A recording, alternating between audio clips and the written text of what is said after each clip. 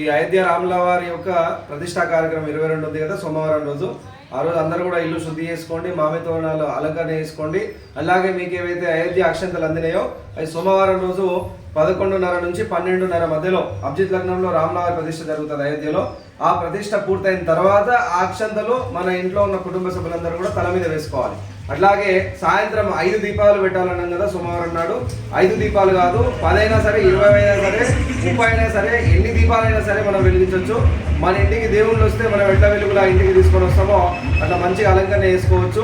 అట్లాగే ఎవరి ఇంటి పైన వాళ్ళే స్వతహాగా నేను ఎందుకు మా దేవుడు శ్రీరామచంద్రుడు ఆయన విధానమే పాటించుకుంటా ధర్మ మార్గాన్ని నడుస్తున్నామని భావనదుని సొంతంగా మన కాషాయ ధ్వజం తీసుకొచ్చుకొని ఇంటి పైన ఎగరవేసుకోండి. అట్లాగే గల్లీలలో ఉన్న వాళ్ళు దేవాలయం దగ్గర జరిగే అన్నదానానికి సహాయపడండి. అలాగే మీ గల్లీలో కొంత అమౌంట్ జమ చేసుకొని ఆ గల్లీలో కాషాయం తోరణాలు, కాషాయం జెండాలు అలంకరణ చేసుకోండి. అలాగే బ్యానర్లు వేయించుకోండి. మన నూతన సంవత్సరం ఆంగ్లేయులకు సంబంధించిన ఆ సంవత్సరానికి మనం మన న్యూ ఇయర్ని జరుపుకుంటాం, అప్పుడే బ్యానర్లు వేసుకుంటాం. అటువంటిది కాకుండా మన హిందూ ధర్మము మన రామచంద్రుని యొక్క ప్రతిష్ట జరిగేటప్పుడు మనం గ్రాండ్గా బ్యానర్లు వేసుకోండి. బ్యానర్లో మాత్రం దేవుంది రామ మందిరము, రాముడు పెద్దగా ఉండాలి, మన ఫోటోలన్నీ కూడా చిన్నగా ఉండాలి. అట్లా ఎవరైనా పెట్టుకోండి. ఇళ్ళల్లో స్పీకర్ ఉన్న వాళ్ళు ఆ రోజు 22 రోజు మొత్తం రామనామస్మరణ, హనుమాన్ పాటలు, రామ పాటలు ఇంట్లో ఉన్న స్పీకర్లో కూడా చెప్తున్నా మొత్తం రామమయం కావాలి.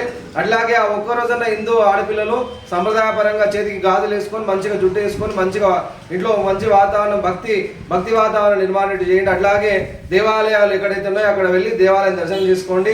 రాముల వారి అభిషేకం జరుగుతుంది, పూజ జరుగుతుంది, అన్నదాన కార్యక్రమం ఉంటుంది. సామూహిక అందరూ కూడా భజనలో పాల్గొనవచ్చు, పారాయణాలు చేయొచ్చు, హనుమాన్ చాలీసా చదవచ్చు, సుందరాకాండ పారాయణం చేయొచ్చు, ఆధ్యాత్మిక కార్యక్రమాలు భక్తిని పెంచే కార్యక్రమం ఏదైనా చేయొచ్చు, సామూహిక పూజలు చేయొచ్చు, రాముల వారి రామస్తోత్ర పారాయణం చేయొచ్చు, రాముల వారి సహస్రనామం 1000 నామాలు పారాయణం చేయొచ్చు.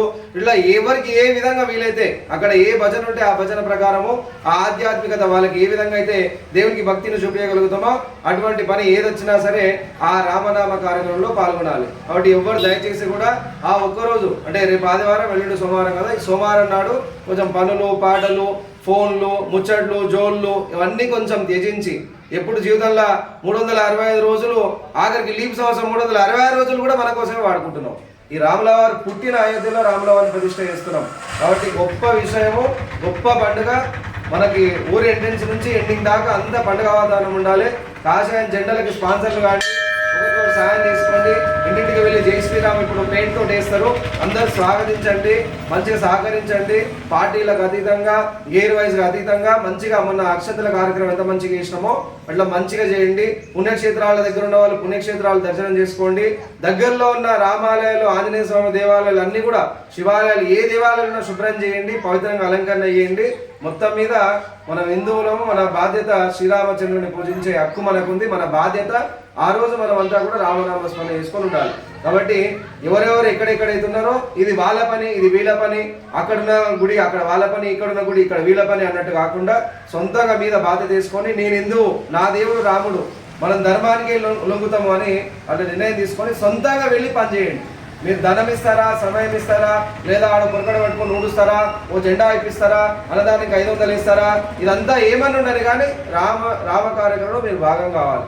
కాబట్టి ఎవరెవరైతే ఉన్నారో వాళ్ళందరూ కూడా ఇది కేవలం నా గ్రామస్తులకే కాదు, చుట్టుప్రక్కల ఉన్నటువంటి గ్రామాలకి, పుణ్యక్షేత్రాల దగ్గర ఉన్నటువంటి గ్రామాలకి, పుణ్యక్షేత్రాలకి ఎక్కడెక్కడనైతే ఉన్నారో వాళ్ళంతా కూడా రామనామ స్మరణ చేయాలి, రాముని యొక్క సేవల బతకాలి. 22వ తారీఖు రోజు లైవ్లు చూడండి, రాముల ప్రతిష్ట లైవ్లో చూడండి. ప్రతిష్ట అయిపోయిన వెంటనే ఆ రాముని ఒక్కసారి 2 చేతులు జోడించి మంచిగా టీవీల ముందే నమస్కారం చేసుకోండి.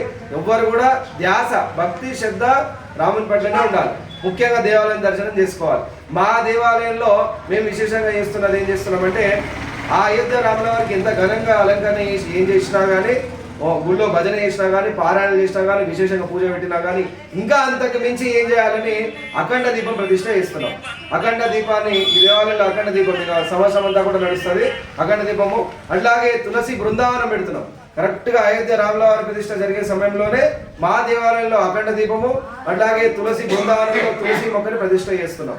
కాబట్టి ఆ డేటు రాముల వారిని ప్రతిష్ఠ చేసిన డేటు జ్ఞాపకం మాకు చిరకాలం చేస్తుండాలని అట్లా అఖండ దీపము తులసి బృందావనం పెడుతున్నాం.